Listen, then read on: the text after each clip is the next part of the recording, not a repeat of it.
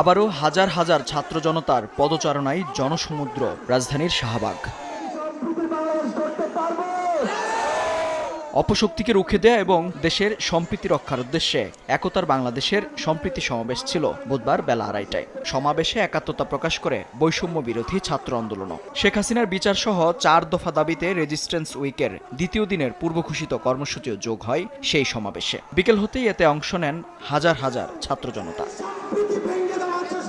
এতে অংশ নিয়ে বক্তারা বলেন, দেশে সাম্প্রদায়িক সম্প্রীতির বন্ধন অটুট রয়েছে। ক্ষমতা হারিয়ে সম্প্রীতির এই দৃঢ়তা ভাঙার চেষ্টা করছে আওয়ামী লীগ। আর তাই ষড়যন্ত্র রুখতে সবাইকে ঐক্যবদ্ধ হওয়ার আহ্বান জানানো হয় সমাবেশ থেকে। দাঙ্গা লাগানোর একটা দুঃসন্ধিক্ষণ আঁকছে এই ফ্যাসিস্ট হাসিনার দোসররা। কারা ষড়যন্ত্রকারী?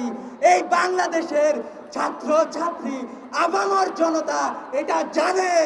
আর কোন দেশব্যাপী ষড়যন্ত্র, আর কোন আগ্রাসনের ষড়যন্ত্র এদেশে চলতে দেওয়া হবে না।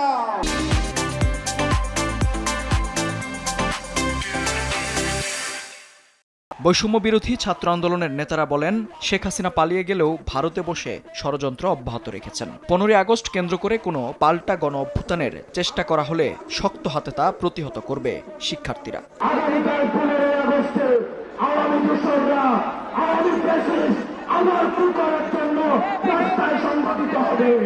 আমরা স্পষ্ট করে বলে দিতে চাই, যদি যেখান থেকেই হোক পাল্টা গণ অভ্যুত্থানের চেষ্টা করে থাকেন, তাহলে আপনাদের গায়ে বাড়া জানাজা পড়ার লোক খুঁজে পাবেন না।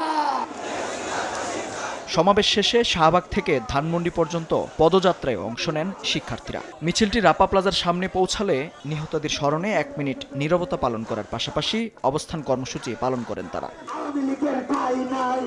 মেহেদী হাসান, সময় সংবাদ, ঢাকা।